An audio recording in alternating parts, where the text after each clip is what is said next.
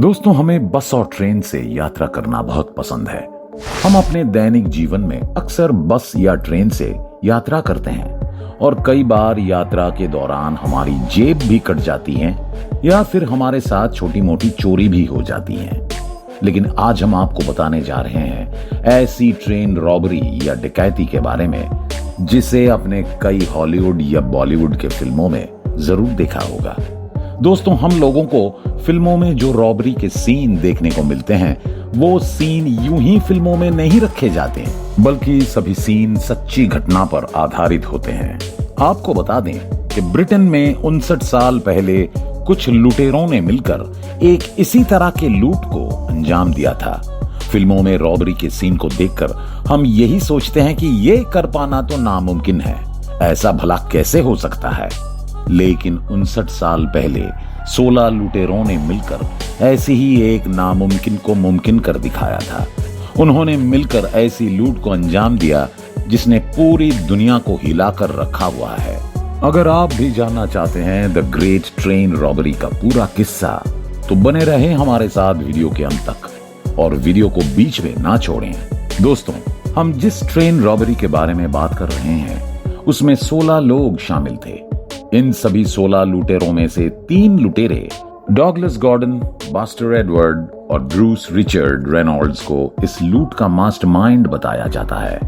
हालांकि ये तीनों लुटेरे शातिर तो थे, लेकिन इससे पहले इन्होंने कभी ट्रेन में लूटपाट नहीं की थी। इस वारदात को अंजाम देने के लिए इन्होंने ब्रिटेन के 3 और शातिर अपराधियों को अपनी गैंग में शामिल कर लिया और वो तीनों अपराधी ट्रेन रॉबरी में माहिर थे। इन सब के अलावा ट्रेन के एक रिटायर्ड ड्राइवर को भी अपने गैंग में रखा ताकि उन्हें ट्रेन की हर एक जानकारी हाथों हाथ मिल सके। इन सब के अलावा रॉजर जॉन कार्ड्रे नाम का एक टेक्नीशियन भी इस डकैती में शामिल किया गया, जो कि रेलवे सिग्नल को खराब करने में माहिर था। इस तरह 16 एक्सपर्ट लोगों का एक ऐसा गैंग तैयार हुआ जो बड़ी ही होशियारी के साथ एक लूट को अंजाम देने वाला था। 7 अगस्त 1963 की बात है, जब ब्रिटेन के रोवल मेल ट्रेन रात को 7 बजते ही ग्लासगो से लंदन के लिए रवाना हो चुके थे और करीब 12 घंटे बाद सुबह 7 बजे इस ट्रेन को किसी तरह लंदन पहुंचना था। आपको बता दें कि रोवल मेल एक डाक ट्रेन थी जो कि पोस्ट ऑफिस के जरूरी कागजात लेकर जाती थी। इस ट्रेन के अंदर पोस्ट ऑफिस के 72 कर्मचारी भी मौजूद थे जो कि ट्रेन के अंदर कागजात छटने का काम किया करते थे। दोस्तों, इस 12 कोच वाली ट्रेन में इंजन के ठीक पीछे HV पे यानी हाई वैल्यू पैकेजेस था, जिसमें करीब 300 मिलियन पाउंड्स रखे हुए थे और इस बात की जानकारी इन 16 लोगों को पहले से ही हो चुकी थी। दोस्तों, आज के हिसाब से 300 मिलियन पाउंड को इंडियन रुपीस में कन्वर्ट किया जाए तो वो करीब 300 करोड़ रुपए होते हैं, जिनकी वैल्यू 1963 में कहीं ज्यादा थी। जिस रफ्तार से ये ट्रेन जा रही थी उसी रफ्तार से सभी लुटेरे भी इस वारदात को अंजाम देने की तैयारी कर रहे थे और लंदन के कुछ दूर पहले एक सिग्नल पे ये सभी लुटेरे ट्रेन को लूटने के लिए खड़े हो गए थे। इस ट्रेन को लूटने के लिए सबसे पहले उन लुटेरों को ट्रेन रोकना था, जिसके लिए उन्होंने सिग्नल के ग्रीन लाइट को पेपर से ढक दिया था। रेड लाइट बैटरी की मदद से सिग्नल का कलर लाल कर दिया। उसके बाद सभी लुटेरे ट्रेन को वहां पहुंचने का इंतजार करने लगे। 8 अगस्त रात 3 बजे जैसे ही ये ट्रेन ट्रैफिक सिग्नल के पास पहुंची तो ट्रेन के ड्राइवर को एक रेड कलर नजर आई और दोस्तों, ये लाइट उसी ट्रैफिक सिग्नल की थी जो लुटेरों ने मिलकर तैयार किया था। दोस्तों, इस ट्रेन को 58 साल के ड्राइवर जैक मिल्स चला रहे थे और जैक ने उस रेड सिग्नल को देखते ही ट्रेन रोक दी। इनमें से कुछ लुटेरे ट्रेन के रुकते ही ट्रेन के अंदर घुस गए और कुछ ट्रेन के ड्राइवर इंजन में चले गए। ड्राइवर इंजन में जाते ही उनमें से एक लुटेरे ने ड्राइवर जैक के खोपड़ी पर जोरदार हमला किया, जिससे वो पूरी तरह से बेहोश हो चुके थे और ट्रेन रुकी हुई थी। उसके बाद सभी लुटेरे सबसे पीछे वाले कोच में पहुंच गए, जिसमें 128 डिब्बे रखे हुए थे। सभी डिब्बों में लॉक लगा हुआ था और सारे लॉक तोड़ने के लिए ना तो उनके पास कोई चाकू था और ना ही कोई बंदूक।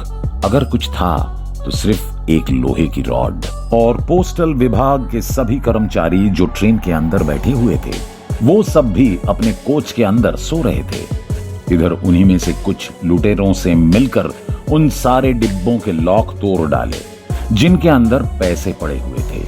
इनमें से कुछ चोर इंजन में मौजूद थे और उनमें से एक ट्रेन को धीरे धीरे चला रहा था। इन पैसों के लिए लुटेरों ने एक ट्रक पहले से ही एक जगह पर खड़ा कर रखा था। जैसे ही ट्रेन ट्रक वाली जगह के पास पहुंची तो लुटेरों ने ट्रेन को रोक दिया और ट्रेन में से सारे डिब्बों को सभी लुटेरों ने एक एक करके सभी 128 डिब्बे अपने ट्रक में रख लिए। उसके बाद सभी लुटेरे वहां से फरार हो गए। लेकिन दोस्तों, सबसे बड़ी हैरानी की बात तो यह है कि उन सभी डिब्बों को ट्रेन से बाहर रखने के लिए उन लुटेरों ने केवल 15 से 20 मिनट ही लगाया। इसके बाद जब ट्रेन ड्राइवर जैक मिल्स होश में आया तो उन्होंने ट्रेन का अलार्म बजाया और सुबह होने से पहले ब्रिटेन के इतिहास के सबसे बड़ी लूट की खबर वहां के पुलिस डिपार्टमेंट और क्राइम ब्रांच तक पहुंच चुकी थी। जब ये ट्रेन लंदन से एक स्टेशन पहले रुकी तो वहां पर ट्रेन ड्राइवर के साथ मौजूद सभी लोगों की तलाशी ली गई, जिसके बाद उन लोगों से बहुत सारे सवाल भी किए गए। दूसरी ओर इस ट्रेन रॉबरी की खबर दूर दूर तक फैलती चली गई। इस वारदात की छानबीन करने के लिए पुलिस के साथ साथ कई एक्सपर्ट्स भी रखे गए, लेकिन काफी दिन बीत जाने के बावजूद पुलिस के हाथों इस लूट का कोई सबूत हाथ नहीं लगा। तभी 13 अगस्त 1963 के दिन एक खबर आती है कि जिस जगह इस ट्रेन को लूटा गया था वहां से करीब 20 मील की दूरी पर एक छोटी सी बस्ती थी जहां कुछ फार्म हाउस बने हुए थे। वहीं के एक आदमी ने पुलिस को यह खबर दी कि हमारे बस्ती के पास जो फार्म हाउस बने हुए हैं वहां आजकल गाड़ियों की काफी ज्यादा भीड़ रहती है। इससे पहले यहां बहुत कम ही गाड़ियां आती थी, लेकिन कुछ दिनों से यहां गाड़ियां काफी ज्यादा आने लगी हैं। ये खबर सुनते ही पुलिस इस फार्म हाउस पे पहुंची और जब सभी ऑफिसर्स फार्म हाउस के अंदर गए तो उन्होंने देखा कि उस फार्म हाउस के अंदर कोई नहीं था। इसके बाद जब पुलिस ने इस फार्म हाउस की छानबीन शुरू किया तो कुछ ऑफिसर्स को वो 20 डिब्बे पड़े हुए मिले जो कि ट्रेन से लूटे गए थे, लेकिन वो सभी डिब्बे खाली पड़े हुए थे और उनमें एक भी पैसा नहीं था। उसके बाद जब पुलिस ने सारे सबूत और फिंगरप्रिंट को जमा करके जब उस छानबीन को आगे बढ़ाया तो उन्हें पता चला कि रॉजर नाम के एक शख्स का ताल्लुक उस फार्म हाउस से है। पुलिस ने जब रॉजर को गिरफ्तार किया तो फार्म हाउस से मिले सारे फिंगरप्रिंट और सबूत रॉजर से मैच होते हुए पाए गए। इसके बाद पुलिस उसके साथियों का पता पूछती है और अगले 2 हफ्तों के अंदर पुलिस और भी 12 लोगों को गिरफ्तार कर लेती है। लेकिन इन 16 लोगों में से 4 लोग अभी भी गायब थे। 1964 के जनवरी में जब वो मामला कोर्ट में गया तो कोर्ट ने उन सभी लुटेरों में से एक को छोड़कर सबको 30 साल जेल की सजा सुना दी। इसके 5 साल बाद 1968 में 4 लोग अभी तक गायब है। उनमें 3 को गिरफ्तार कर लिया गया और उन तीनों को भी 30 साल जेल की सजा सुनाई गई। लेकिन एक शख्स अभी भी गायब था जिसका आज तक कोई पता नहीं चला। लेकिन 15 लोगों में से एक अपराधी जेल से भाग गया था और बाकी बचे 14 लोग अपनी सजा काट रहे थे।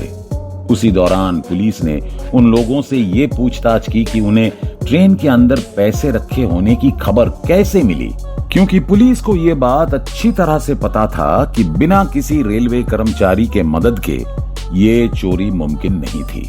पुलिस ने उन 14 लोगों से जानने के लिए काफी दिनों तक टॉर्चर किया, लेकिन उनमें से किसी ने भी इस बात का खुलासा नहीं किया। इसके बाद पुलिस ने जब उन लोगों से इसके बारे में पूछा तो उन्होंने कुछ नहीं बोला और काफी कोशिश के बावजूद भी पुलिस उन लोगों से पूरे पैसों का केवल 10% ही वसूल पाई। बाकी बचे 270 करोड़ कहां गया ये किसी को नहीं पता। दोस्तों, ये लूट 1963 में हुई थी और 5 साल बाद 1968 में ब्रिटेन की करेंसी को बदल दिया गया था। यानी इन चोरों ने जो 300 करोड़ रुपए चुराए थे वो उनके लिए केवल कागज के टुकड़े बन गए थे। लेकिन एक्सपर्ट्स का मानना था कि ये सभी चोर चोरी करने के बाद सारे पैसे एक हफ्ते के अंदर ही उसके सही जगह पर पहुंचा दिया था। वैसे इस ट्रेन रॉबरी के बारे में आपका क्या कहना है, कमेंट करके बताइए। और अगर आपको वीडियो अच्छा लगा तो लाइक करें और चैनल को सब्सक्राइब करना ना भूलें। मिलते हैं हमारे अगले वीडियो के साथ। धन्यवाद।